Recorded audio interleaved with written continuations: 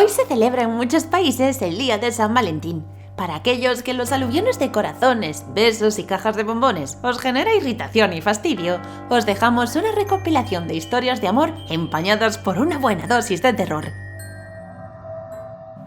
Era el día de San Valentín. Walt y Emily disfrutaban de una cena romántica a la luz de las velas. Emily se había pasado todo el día decorando la casa y cocinando. Walt abrió el vino mientras degustaba el primer plato. ¡Wow, Emily! Hoy te ha quedado espectacular la carne. Nunca he probado un guiso así. Eres la mejor. No hay nada que hagas mal. Emily todavía no había probado bocado. Parecía triste. Walt dijo entre risas. ¿No tienes hambre?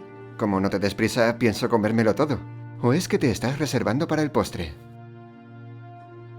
Ya sé lo de Margot, dijo de repente ella. Walt bebió todo el vino de la copa de un trago. ¿Margot? No sé de qué me hablas, cariño. ¿Qué ocurre? Emily empezó a mover de un lado para el otro las migas de pan que había en la mesa. No hace falta que sigas mintiendo. Ella me ha enseñado fotos y mensajes. Lo sé todo. Se hizo un silencio. Y entonces Walt intentó agarrar la mano de su mujer. Emily, lo siento, se me ha ido de las manos. No quería hacerte daño, pero la amo. Os amo a las dos. Sé que es difícil entenderlo, pero no puedo sacarla de mi vida.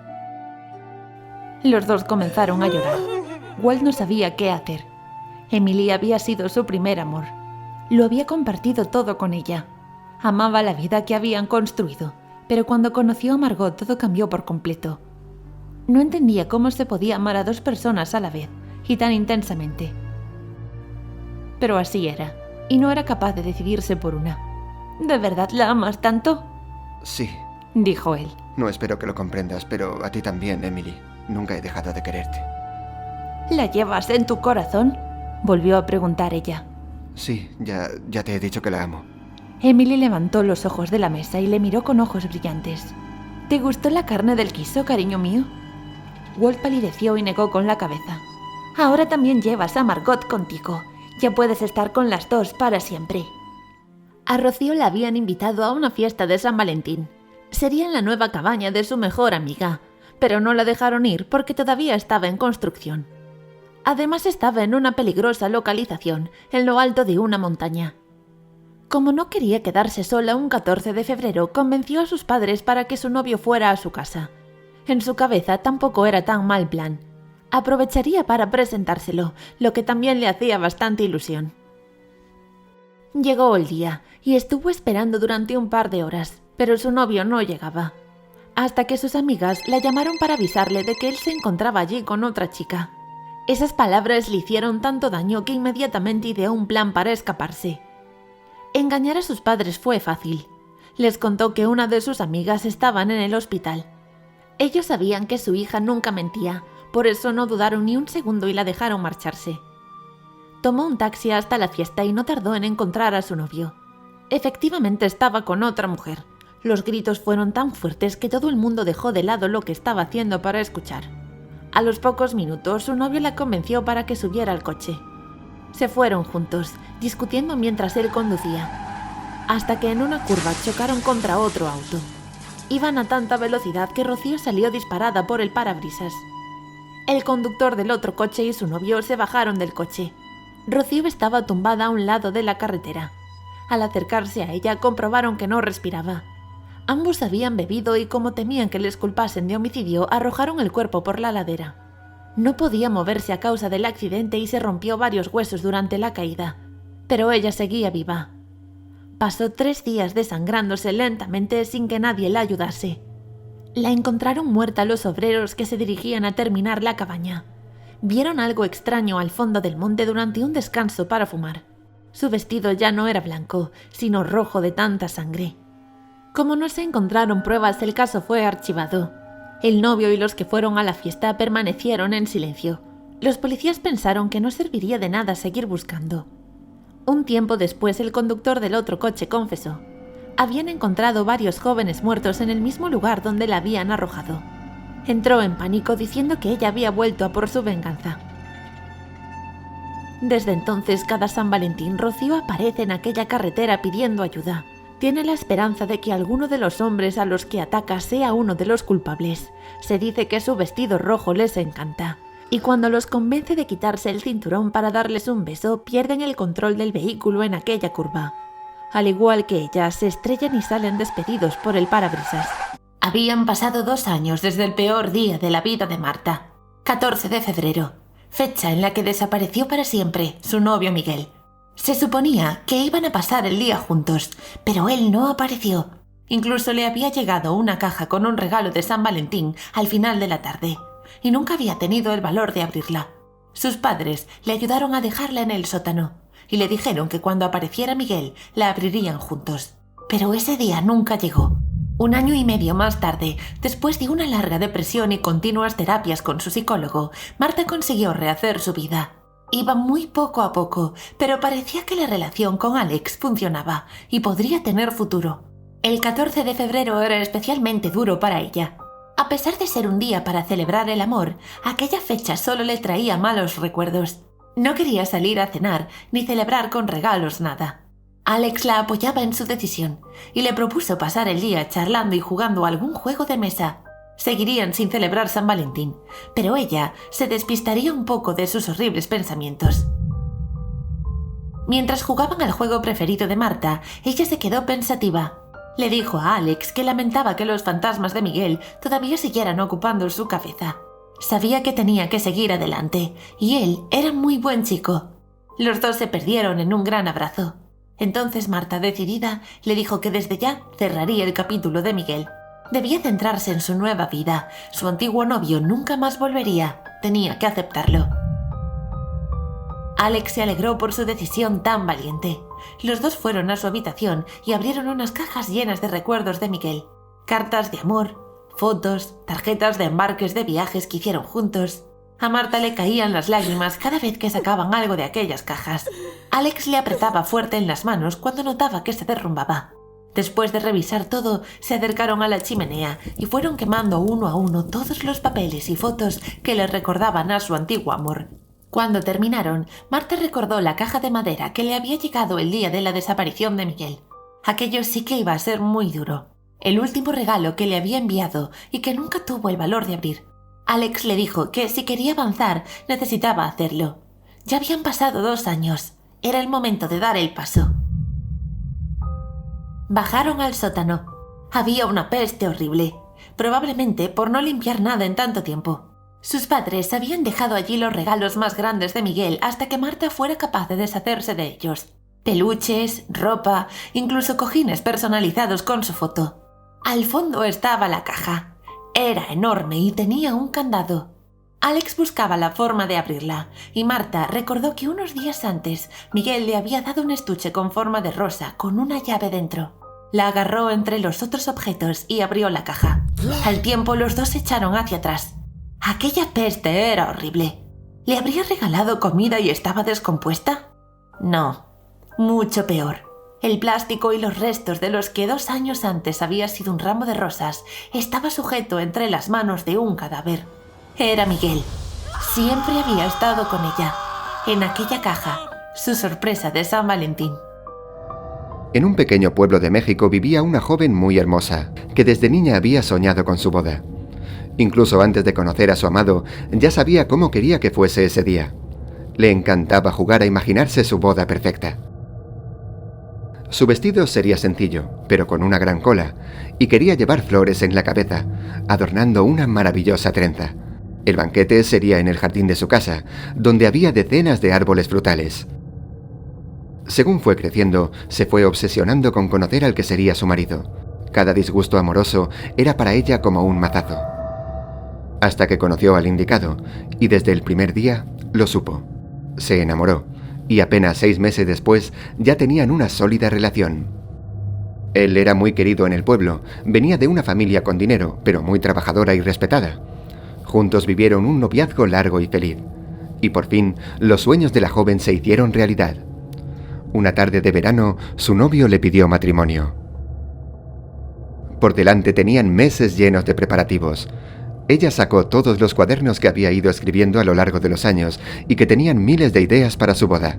Con esmero y dedicación fue preparando cada detalle del ansiado día. La comida, los invitados, la decoración, todo estaba preparado y medido al mínimo detalle. Y por supuesto su vestido, que una costurera del pueblo elaboraría a medida. Todo iba sobre ruedas, y ella era la persona más feliz de aquel humilde pueblo. Pero cuando apenas faltaban horas para el gran día, una vecina fue a verla, para decirle que su novio la engañaba con su mejor amiga. Ella, que en ese momento estaba probándose su vestido de novia por última vez, se volvió loca de celos. Salió de su casa sin siquiera quitarse el vestido y se dirigió al lugar donde supuestamente la engañaba, y vio con sus propios ojos que era verdad. Su gran amor estaba besándose con su mejor amiga, la misma que la había ayudado a preparar la boda.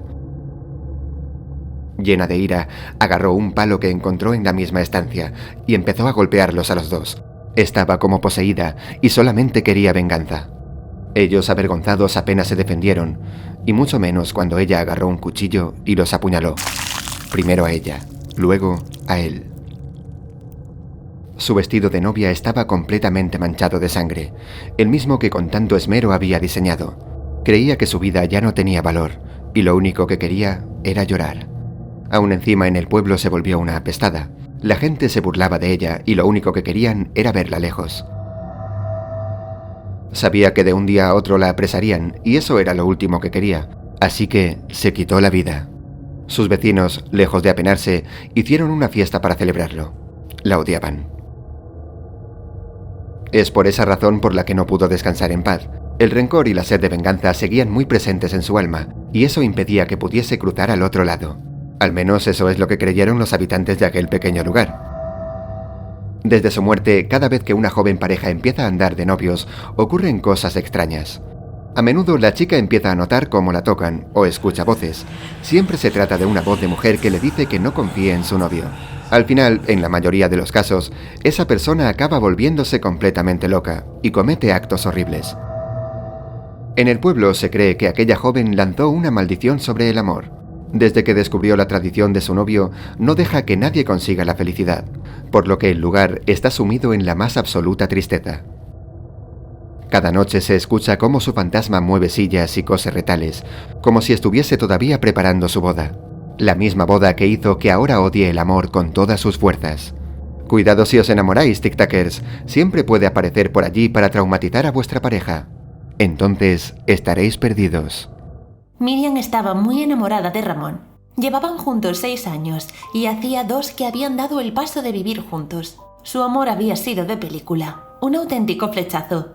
Se conocieron en una discoteca cuando ambos tenían 20 años. Ella bailaba con sus amigas en el centro de la pista y él estaba bajando las escaleras de la entrada con su amigo Pedro. Desde el primer escalón se fijó en ella, que danzaba sin percatarse de ser observada. Rápidamente dibujó una sonrisa en su rostro y forzó a su amigo a pasar justo al lado del grupo de chicas.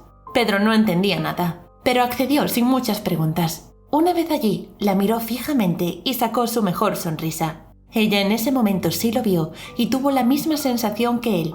A la hora, estaban hablando en los sillones del fondo. Desde ese día no se separaron. Ambos vivían y estudiaban en la ciudad. Así que empezaron a quedar primero semanalmente y luego cada pocos días. A los 2 meses tenían una relación consolidada y eran muy felices. Cuando dieron el paso de vivir juntos ya conocían a las familias y estaban más que asentados. La convivencia era maravillosa. Ramón era atento y cariñoso. Los dos se repartían las tareas de casa y apenas discutían. Todos se envidiaban su amor. Y para celebrarlo, Miriam preparó una fiesta sorpresa para el 14 de febrero. Era enfermera y le dijo a Ramón que ese día trabajaba, pero en realidad no era así. Encargó comida en uno de los mejores restaurantes de la ciudad y preparó una mesa decorada en un cobertizo que tenían en el jardín. Se llevó la llave fingiendo ser un descuido para que Ramón no pudiese entrar allí.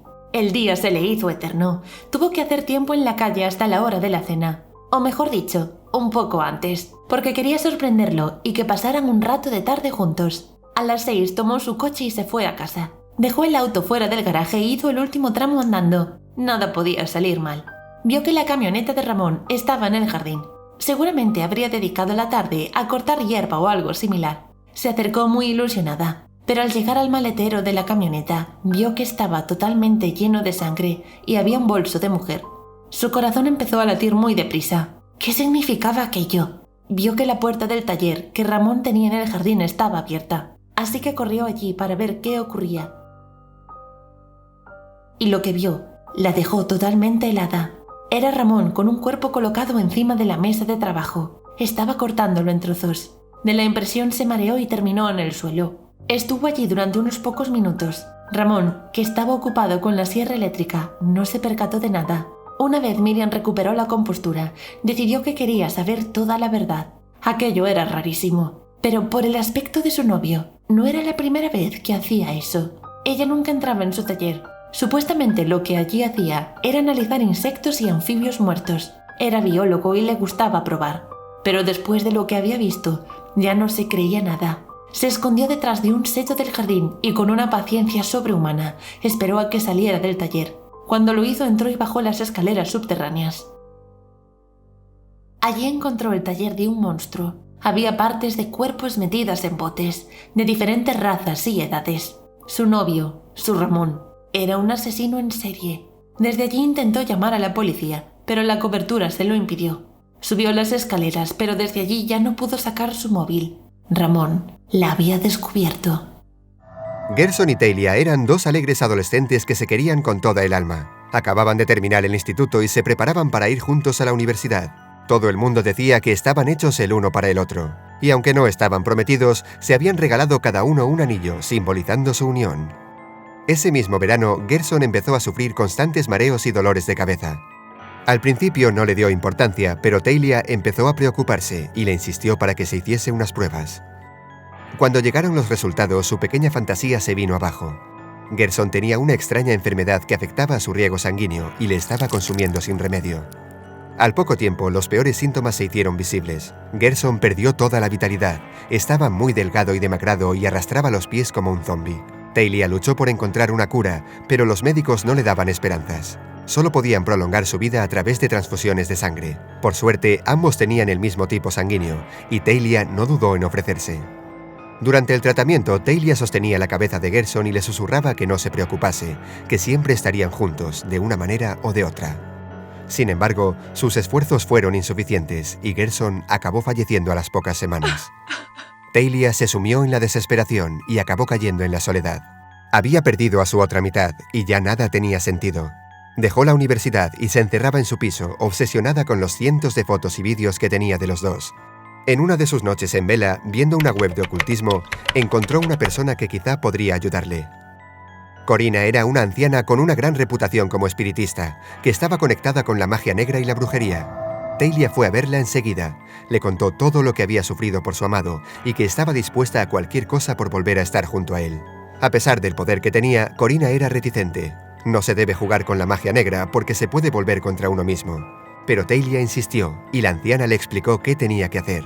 En plena noche, se coló en el cementerio para excavar la tumba de Gerson y llegar hasta su ataúd. Sacó unas tenazas y juntó el valor necesario para cortarse su propio dedo, en el que llevaba el anillo, y lo dejó junto al de su amado en la tumba. Los días pasaron y Talia siguió recluida, esperando por una señal. En otra noche de insomnio, de repente sintió que alguien llamaba a la puerta.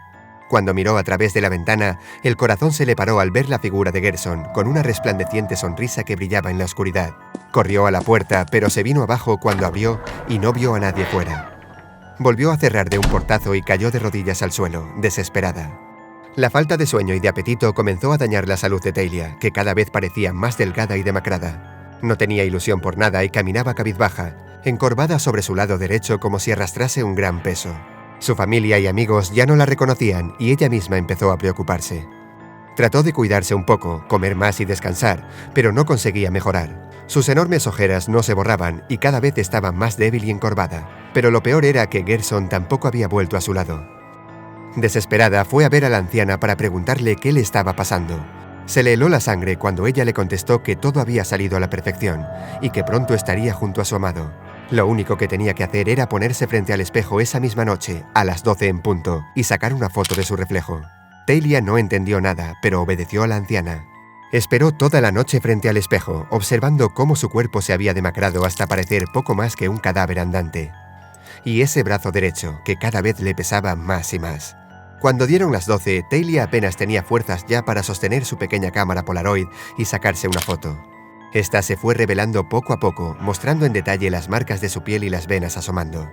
Pero algo más apareció en la foto, que la dejó paralizada. Agarrado a su brazo derecho estaba Gerson, que se arrastraba lastimeramente por el suelo, con la misma palidez que tenía su cadáver la noche que profanó su ataúd.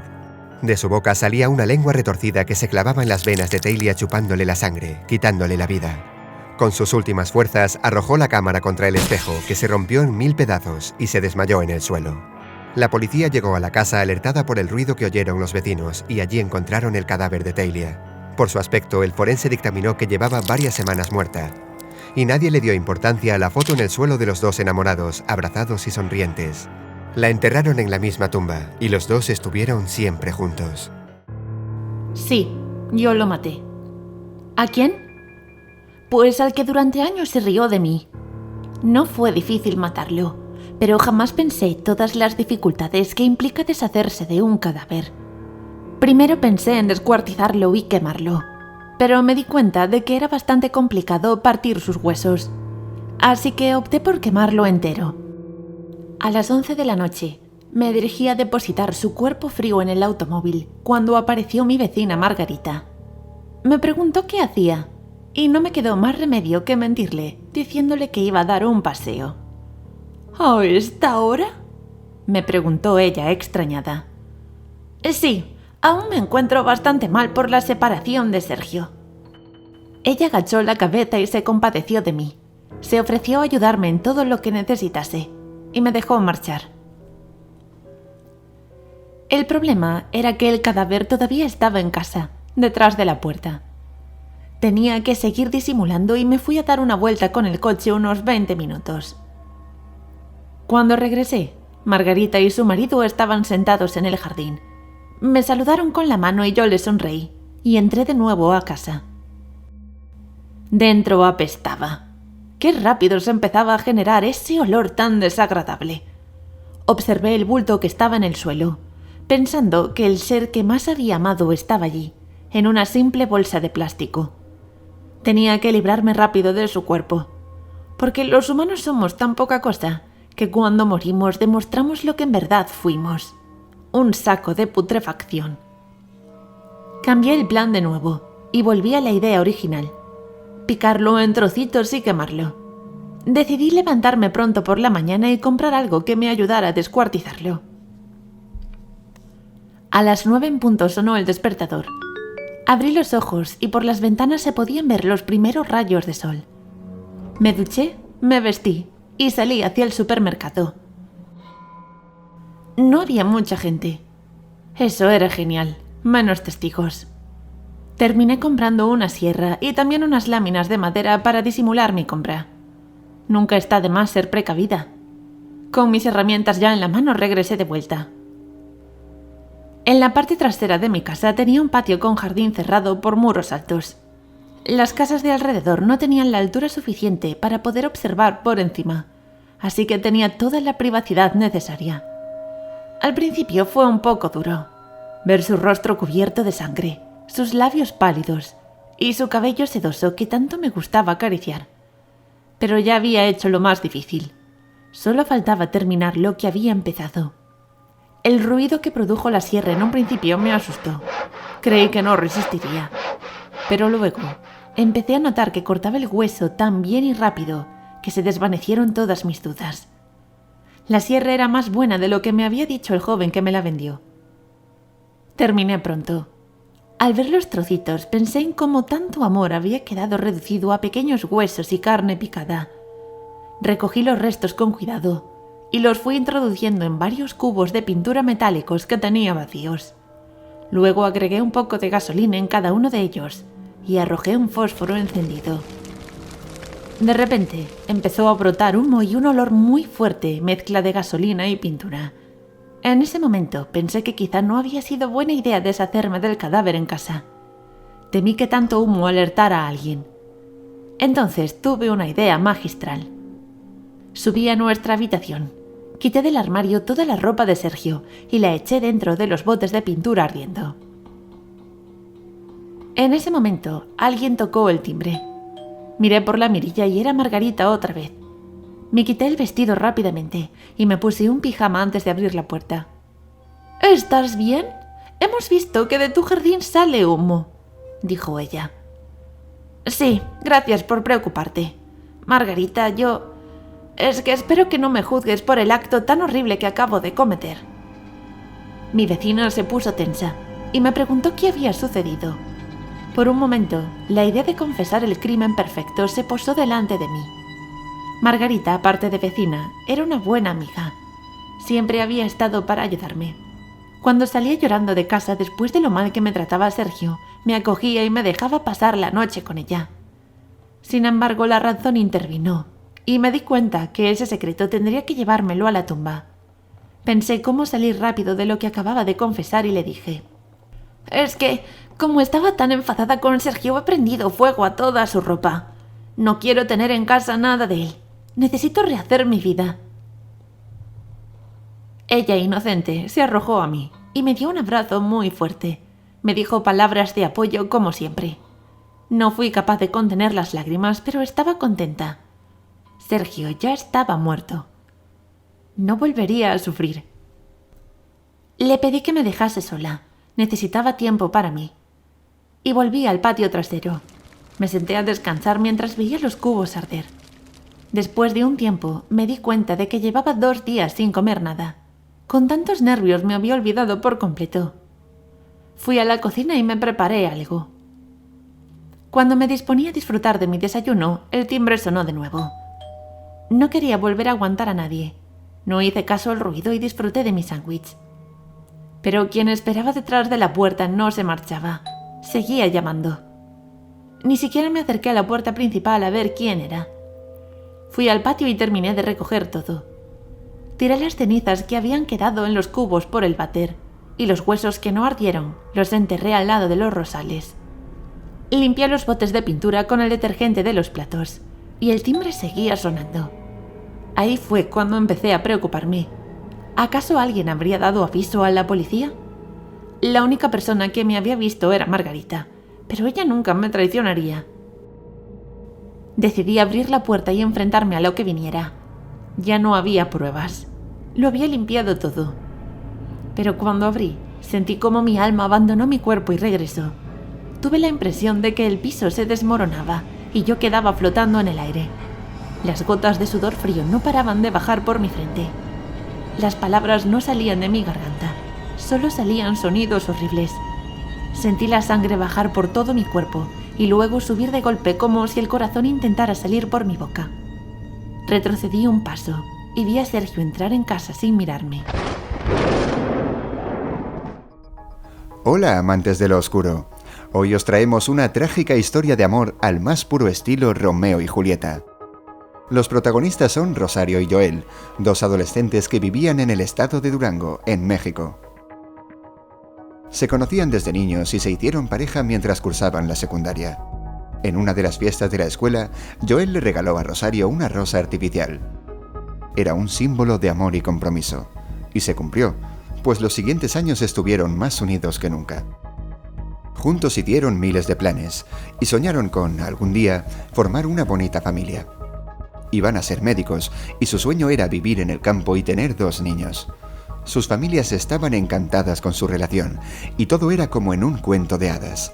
Pero desafortunadamente, cuando estaban a punto de acabar la universidad, Joel sufrió un accidente de coche y murió.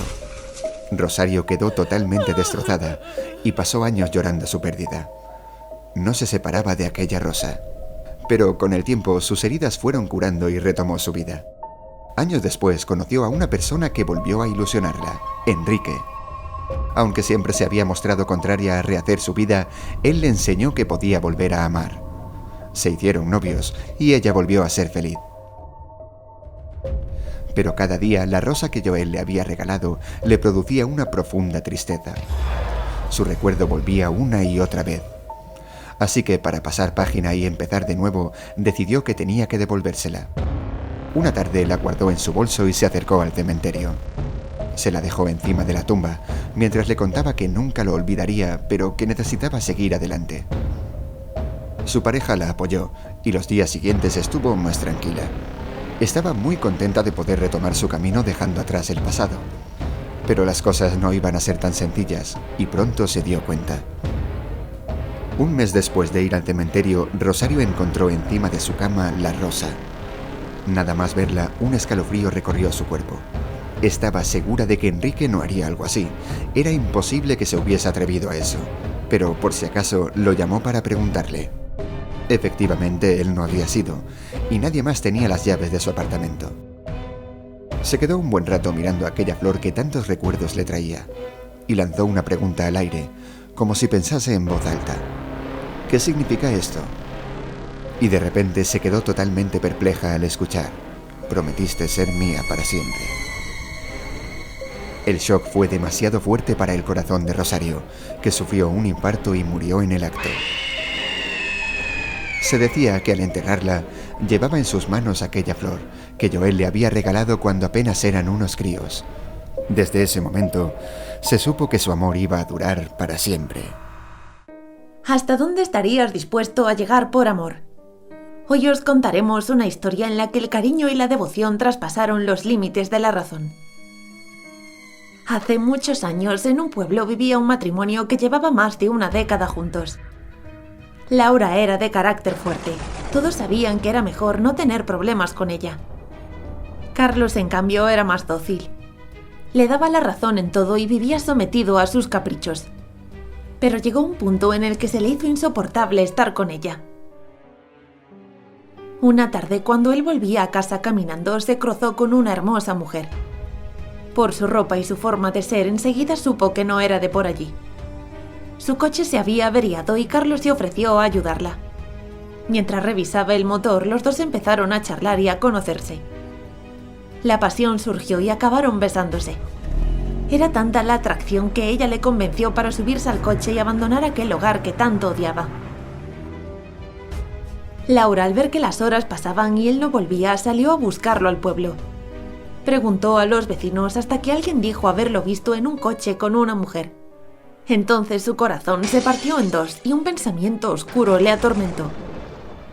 Carlos se había cansado y la había abandonado. Cayó de rodillas y comenzó a llorar desconsoladamente. Esperó y esperó, pidiendo que cambiase de idea y volviese. Pero pasaron 5 largos años y no tuvo noticias.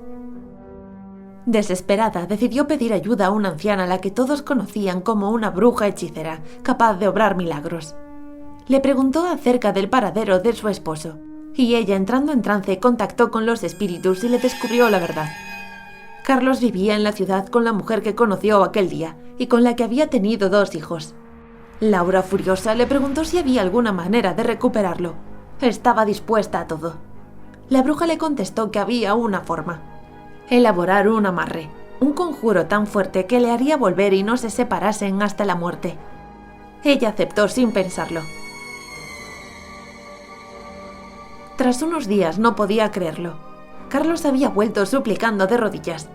Ella le perdonó y empezaron una nueva vida juntos. Pero el destino volvió a conspirar en su contra. Una mañana, volviendo del trabajo, a Carlos le asaltaron unos ladrones y lo mataron a sangre fría.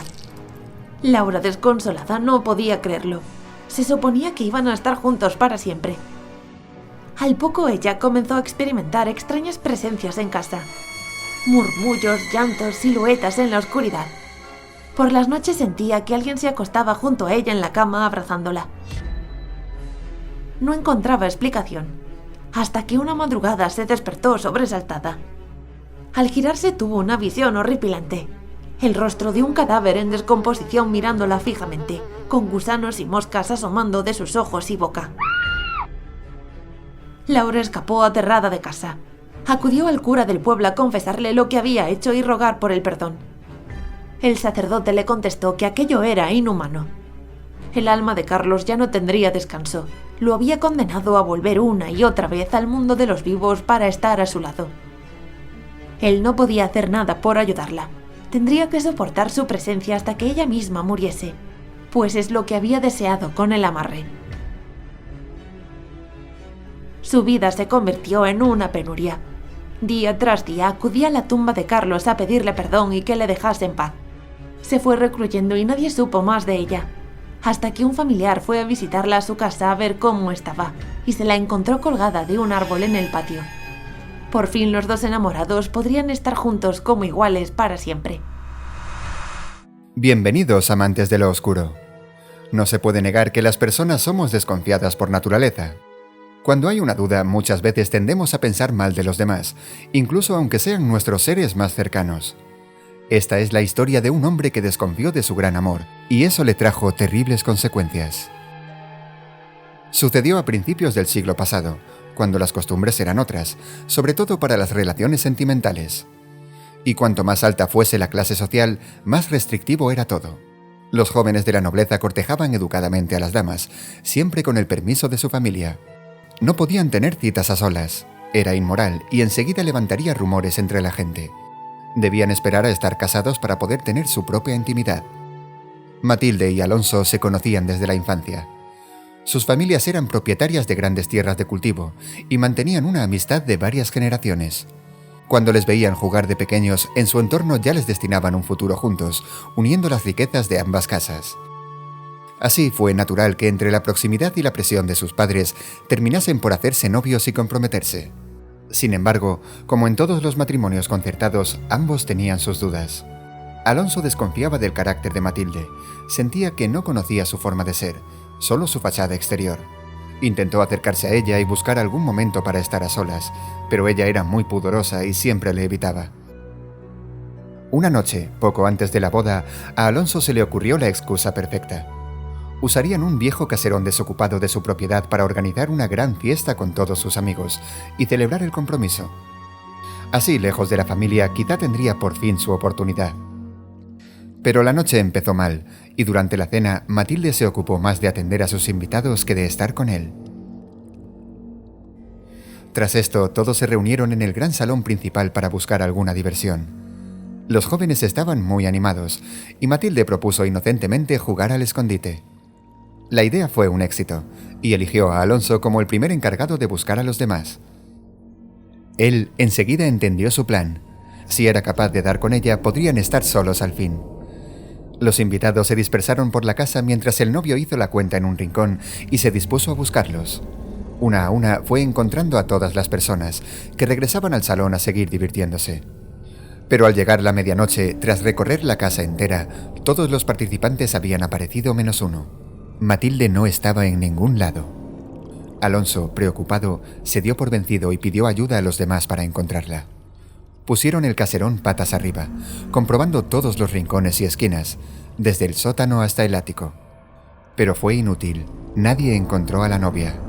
La búsqueda se extendió a los alrededores y el temor de Alonso se convirtió en ira cuando la gente empezó a especular con que la novia se había fugado.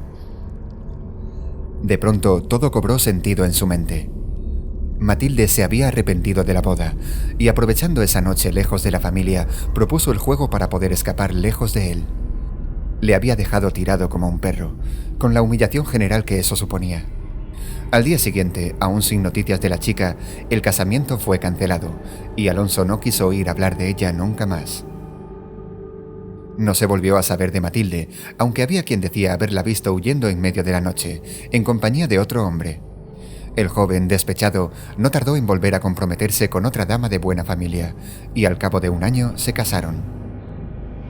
A pesar de las reticencias de Alonso, decidieron ir a vivir al caserón familiar donde sucedió todo.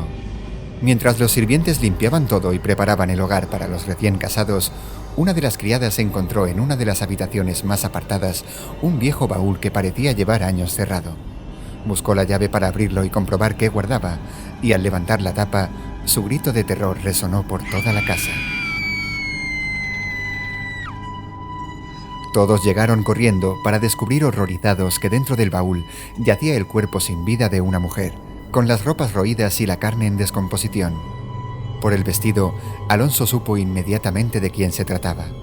Era Matilde, la misma a quien había maldecido aquella fatídica noche, mientras ella estaba encerrada sin poder salir. La oscura leyenda de dos enamorados que cubrió de muerte el rincón de una bella localidad en Latinoamérica, el Callejón del Beso, en la ciudad de Guanajuato. Situada en el centro de México, a unos 350 kilómetros de la capital, es una villa tradicional llena de encanto, sobre todo en su centro histórico. Cruzada por callejuelas empedradas y repleta de bellos edificios coloniales y escalinatas, el lugar es un auténtico laberinto. Hay un famoso callejón que tiene la peculiaridad de medir solo 68 centímetros de ancho, y sus balcones están casi pegados. Allí las parejas siempre se detienen en el tercer escalón para darse un beso de amor. La tradición dice que los que lo hagan disfrutarán de su romance para toda la vida. Surge de una leyenda antigua, de la época colonial.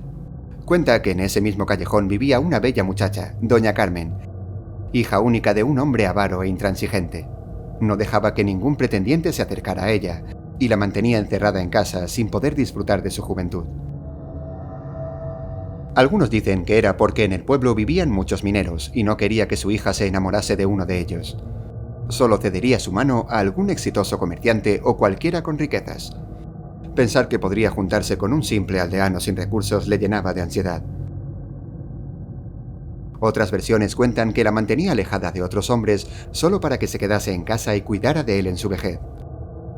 Únicamente la dejaba salir los domingos para asistir a misa, acompañada de su nana, Doña Brígida, una vieja señora que la amaba y cuidaba como si fuera su propia hija. En una de estas salidas fue cuando conoció a don Luis, un galante pero humilde minero, y se enamoraron al instante. Se veían en el templo, a escondidas del padre y con la complicidad de Doña Brígida. Pero un día en el que el joven cortejaba a Doña Carmen, ofreciéndole agua bendita de sus manos, fueron descubiertos por el amargado anciano. Este la encerró en casa, asegurando que la mandaría a España, a casarse con un viejo y rico noble, cuya fortuna sería una ayuda para el patrimonio cada vez menor de la familia. La doncella aceptó sumisa su encierro, siempre en compañía de su fiel nana. Lloraba desde el balcón de su habitación, y doña Brígida le prometía que nunca permitiría que la llevasen a España contra su voluntad. Don Luis se enteró de dónde vivía, y acudía a escondidas de noche para dedicarle dulces serenatas que terminaron de enamorarla. También empezaron a intercambiar cartas en secreto, con la complicidad de la nana, pero aún así era inútil. Estar separados se les hacía insoportable. Un día, al pasar por el callejón, el enamorado pudo ver que el balcón de la habitación de doña Carmen casi se rozaba con el de la residencia de enfrente, quedando a escasos centímetros de distancia. Se dio cuenta de que tenía la posibilidad de volver a estar cerca de su amada si compraba esa casa vecina. Le hizo varias ofertas a su dueño para comprarla, pero recibió constantes negativas. Finalmente el precio fue tan alto que tuvo que dar el patrimonio de toda su vida a cambio. Pero valió la pena cuando al salir al balcón y extender su mano, pudo tocar con los nudillos la ventana de enfrente. La sorpresa de doña Carmen fue enorme cuando al asomarse se vio a tan corta distancia del hombre de sus sueños. Allí mismo se juraron amor eterno y prometieron pasar cada noche juntos, sellando el pacto con un apasionado beso. Con el paso de los días, el padre de la muchacha notó el cambio de actitud en ella y sospechó que algo pasaba. Decidió espiarla de noche, cuando se fuese a dormir, y así descubrió cómo salía al balcón y se rendía a los brazos de don Luis. Lleno de rabia, cogió un puñal afilado y se dirigió a su habitación. Tuvo que forcejear con doña Brígida, que se jugó la vida por impedir que entrase, defendiendo a su protegida. Pero finalmente el anciano se deshizo de ella de un empujón, arrojándola contra la pared, y fue directo al balcón. Separó también a los dos enamorados y con furia clavó el puñal en el corazón de su propia hija, que lo observó con una mirada vacía. Emitió un alarido de dolor y se desplomó sobre el balcón. Don Luis, que enmudeció de espanto, la agarró entre sus brazos y la notó fría e inerte. Con lágrimas en los ojos, se inclinó para besar por última vez sus pálidos y fríos labios. Después de aquello no pudo soportar seguir viviendo, y se arrojó a la boca del pozo más profundo que había en la mina de la Valenciana, cerca de la ciudad. Desde entonces se cuenta que algunas noches se puede ver el espíritu de los dos enamorados, que regresan para reencontrarse y revivir su amor.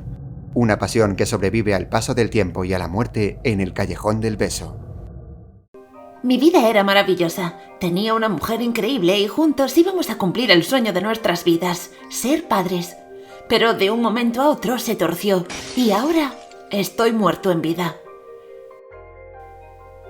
A veces me cuesta distinguir la realidad y la ficción. Todas las noches escucho a mi mujer llorar. Es un llanto muy cercano, como si estuviese a mi lado. Pero esto es imposible, así que me convencí de que simplemente era producto de mi imaginación. Sin embargo, hace unos días vinieron de visita mis hermanos. Se alojaban en mi casa, que es enorme y, por desgracia, siempre está muy vacía. Para mí era un alivio sentirme acompañado y que ellos estuviesen unos días conmigo. Eran conscientes de lo mal que lo estaba pasando.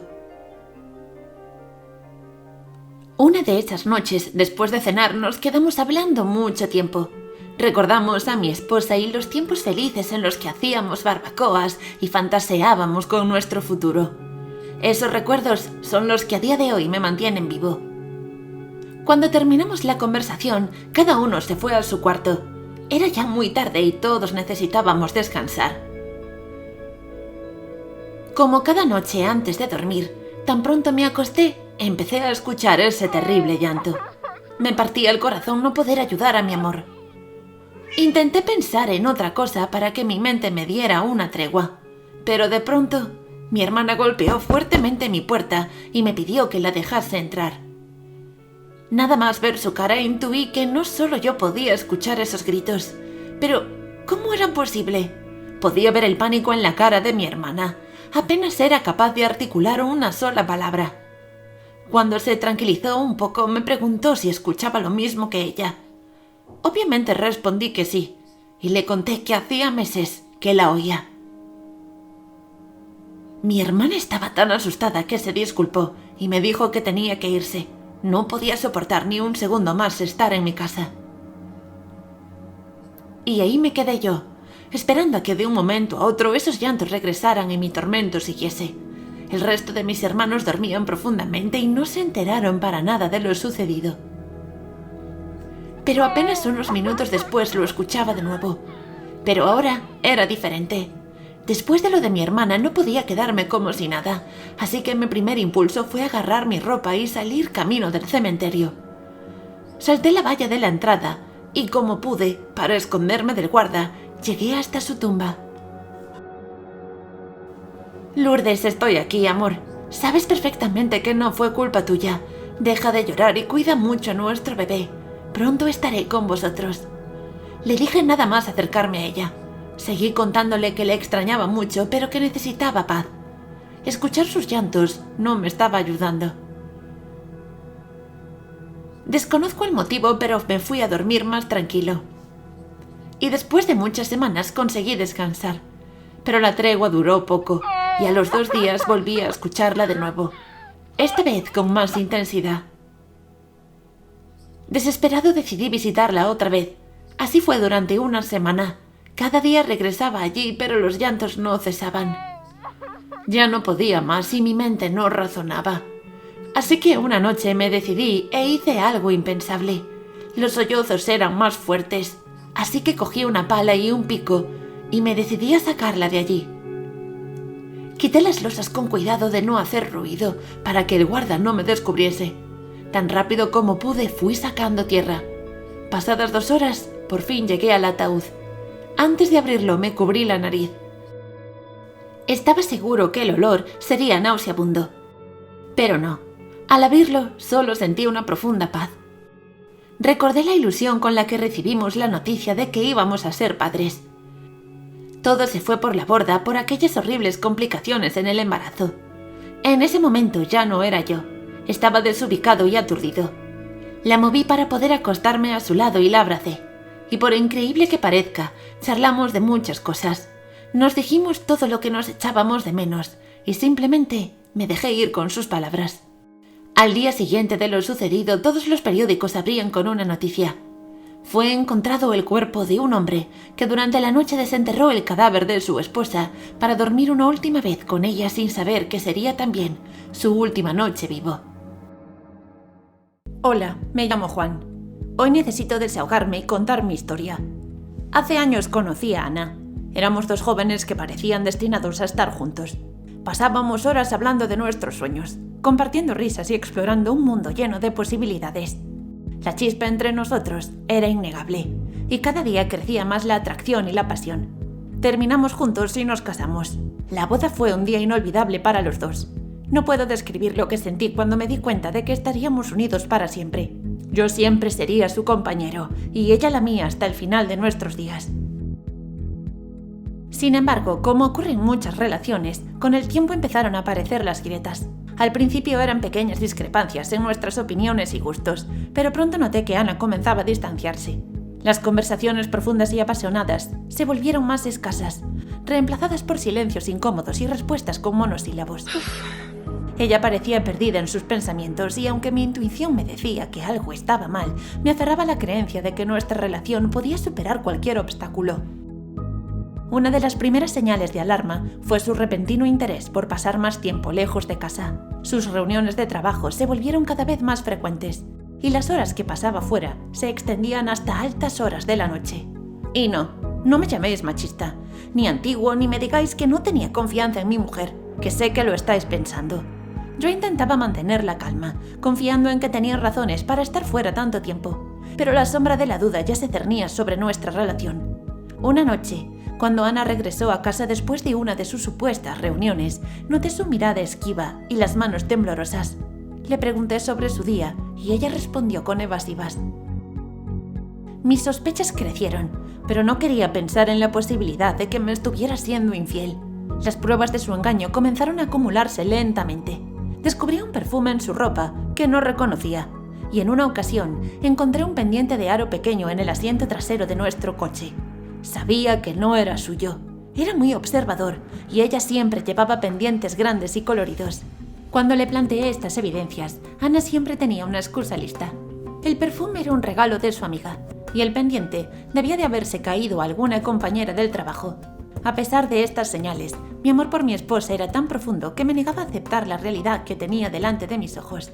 Creía en la sinceridad de sus palabras, pero no ignoraba las llamadas misteriosas que recibía a altas horas de la noche, que su teléfono siempre estuviera en silencio o que, cuando lo tenía en las manos, se alejaba de mí como si ocultara algo. Cada mensaje o llamada aumentaba mi preocupación. La confirmación de sus infidelidades llegó cuando un día, mientras ella se duchaba, fui a su portátil a buscar una factura que había llegado a su email. Buscando el documento que necesitaba, encontré un mensaje que me dejó sin aliento. Era un correo electrónico comprometedor de un remitente sin nombre. El contenido detallaba encuentros secretos y aventuras apasionadas. Mis manos temblaban mientras leía cada palabra, y el dolor que sentía era insoportable. Me sentí culpable por invadir su privacidad, pero mi necesidad de respuestas era abrumadora. No pude resistir la tentación y envié un mensaje de prueba, haciéndome pasar por ella. Lo que recibí a cambio fue una respuesta cortante. Me dio la impresión de que aquella persona conocía muy bien a Ana y sabía que no era ella, quizá por mi forma de escribir. No me pude contener y se lo dije a mi mujer, y una vez más, Ana logró convencerme de que se trataba de un correo no deseado, de algún tipo de broma de mal gusto. Me aseguró que no sabía quién le había escrito eso y efectivamente, ella no lo había contestado. Quería creerla desesperadamente. Aunque las pruebas de su infidelidad eran evidentes, mi amor por Ana era una cadena que me mantenía atrapado en una relación que se desmoronaba lentamente. La lucha entre lo que sabía y lo que deseaba creaba una tensión constante en mi interior, y la realidad se mezclaba con la negación en un remolino que parecía no tener fin. Mis mañanas y desayunos solo comenzaban con la misma pregunta en mente: ¿dónde habrá estado anoche Ana? Su respuesta, cuando la obtenía, solía ser vaga y evasiva. Si no eran reuniones de trabajo, eran cenas improvisadas con amigas que necesitaban su apoyo. Pero la falta de detalles y su actitud nerviosa eran reveladoras. Así que, ¿cuál detective? Comencé con mi búsqueda de respuestas. El primer paso era indagar qué escondía en su teléfono. No fue fácil, ya que casi nunca lo dejaba desatendido. De las pocas oportunidades que tuve, lo examiné en busca de mensajes o llamadas sospechosas. Pero ella era astuta, borraba cualquier rastro comprometedor y mantenía sus principales apps bloqueadas con contraseña. Entonces comencé a seguir sus redes sociales de cerca.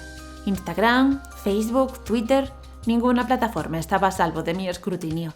Ana solía ser muy activa, compartiendo fotos, stories y detalles de su vida. Sin embargo, noté que había empezado a ser más cautelosa. Sus fotos eran más ambiguas y sus interacciones se habían vuelto más privadas. Comentarios o likes misteriosos comenzaron a aparecer en sus publicaciones, lo que aumentaba mis sospechas. Mi corazón latía con fuerza, pero sabía que necesitaba más que un like en una foto para confrontar una discusión así con mi mujer.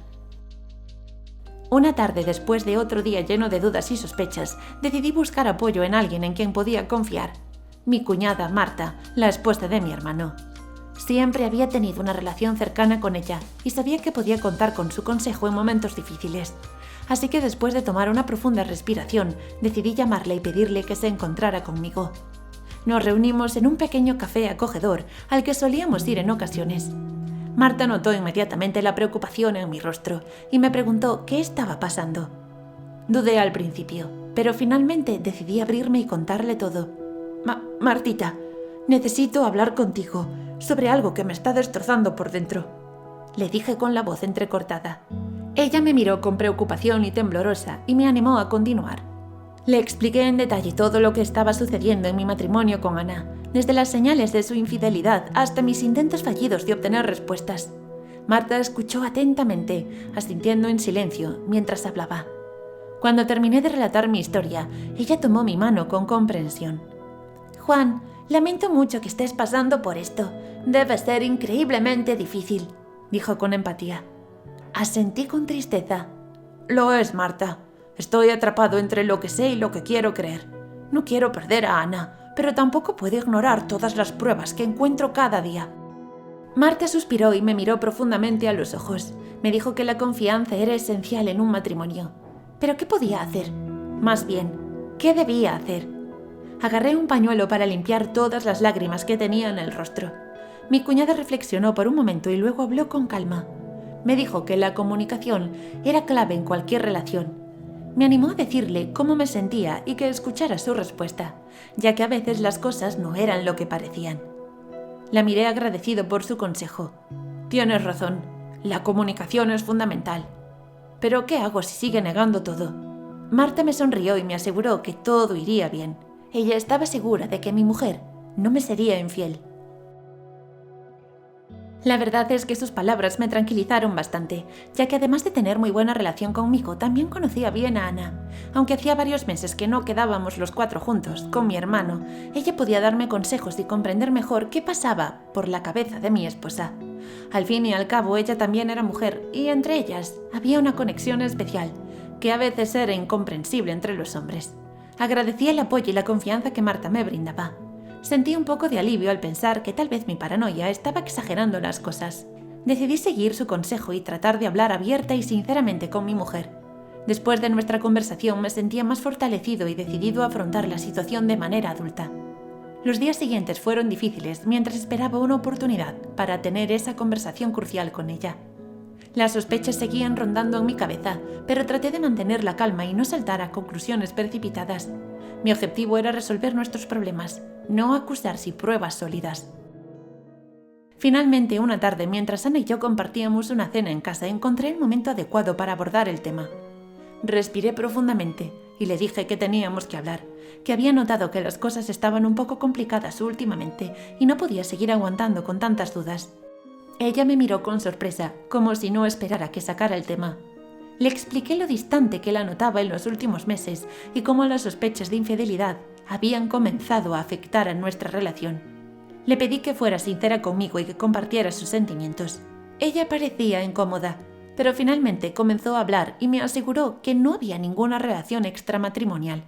Decidí confiar en su sinceridad.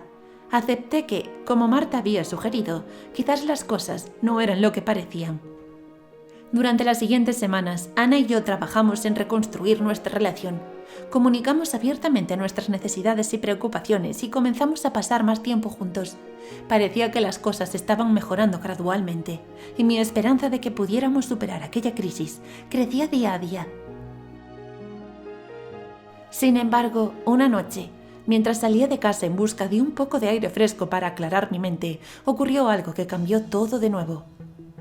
Mientras caminaba por un descampado cerca de nuestro vecindario, vi que había un automóvil estacionado en un rincón apartado. Al acercarme reconocí el coche de Marta, mi cuñada. Intrigado me acerqué lentamente al vehículo, pensando que podría haber tenido algún problema. Era un sitio y una hora extraña para encontrarse allí, así que no dudé en ojear cómo estaba. Pero lo que vi a través de la ventana del coche me dejó completamente atónito y helado en el lugar. Dentro del automóvil vi a Ana y a Marta, ambas desnudas. Estaban en una situación íntima y comprometedora que no podía creer. Mi corazón se hundió y una oleada de emociones me abordó. Estaba paralizado, incapaz de procesar lo que estaba viendo. Aquellas miradas furtivas, aquella intensidad con la que se tocaban, sus cuerpos desnudos y entrelazados en el interior del coche desprendían un deseo ardiente que era palpable incluso desde fuera. Se abrazaban con una pasión desenfrenada, con sus manos recorriendo cada centímetro de la piel de la otra con ansias. Los suspiros escapaban de sus labios mientras se entregaban por completo a la lujuria del momento. Las lágrimas llenaron mis ojos mientras observaba la escena, sintiéndome doblemente traicionado y herido. Primero por mi esposa, pero también por mi cuñada que me había engañado de aquella manera tan hipócrita con aquellos consejos, intentando guiar mi atención a otro lado. Al fin y al cabo, en aquella tarde de confesiones en la cafetería había estado contándole mis preocupaciones y mirando a los ojos al amante de mi mujer. Se había reído en mi cara. No podía comprender cómo podían haber llegado a aquello. Mi mente estaba en blanco y no sabía qué hacer. Mis manos temblaban mientras observaba la traición ante mis ojos. Mi mente se llenó de un torbellino de emociones. Ira, tristeza, confusión. No sabía cómo reaccionar. Pero la furia comenzó a crecer dentro de mí como una llama voraz. Me alejé del automóvil en un estado de shock tratando de procesar lo que acababa de presenciar. Las imágenes de Ana y Marta se quedaron grabados en mi mente, torturándome sin piedad. Cuando regresé a casa, la tensión en el aire era palpable. Ana debió de notar que algo estaba mal, pero no mencioné nada de lo que había visto. En su lugar opté por esperar y planear mi venganza con calma. La traición era tan profunda que sentía que no podía quedarme de brazos cruzados. Necesitaba hacer que pagaran por su engaño. Me di cuenta de que la justicia no era suficiente. Quería verlas sufrir tanto como yo lo estaba haciendo. Comencé a idear un elaborado plan para hacerles pagar por sus acciones, uno que las sumiría en el terror y la desesperación. La noche siguiente seguí a mi esposa con el coche, hasta un bar de jazz en el centro de la ciudad. Estaba vestida con un atuendo sensual, muy diferente a su estilo habitual. Vi cómo se encontraba con Marta en la entrada, intercambiando sonrisas y miradas cargadas de deseo. ¡Qué ingenuo me sentí! Si hubiera visto aquella imagen 1000 veces antes, jamás me hubiera pasado por la cabeza que mantenían una relación secreta. Salí del coche y, vestido con gabardina y sombrero, decidí seguirlas al interior del bar. No sabía qué iba a hacer cuando las viera, pero mi cuerpo me empujaba a confirmar que mis ojos no me habían engañado aquella noche. El interior del bar estaba bastante oscuro, pero no me resultó difícil encontrarlas. Mi corazón latía en mi pecho mientras se mezclaba con la multitud, intentando pasar desapercibido. La música suave y las luces creaban un ambiente muy romántico.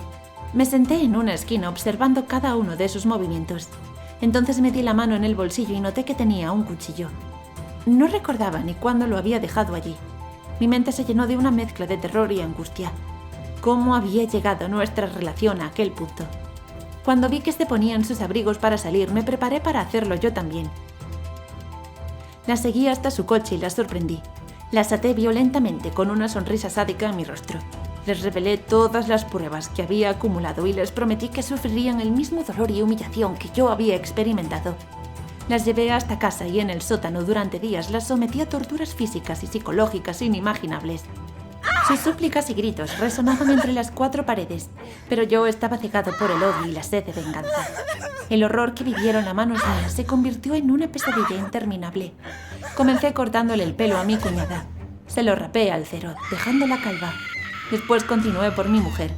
Les miraba con lágrimas y les preguntaba si todavía seguían sintiendo atracción la una por la otra.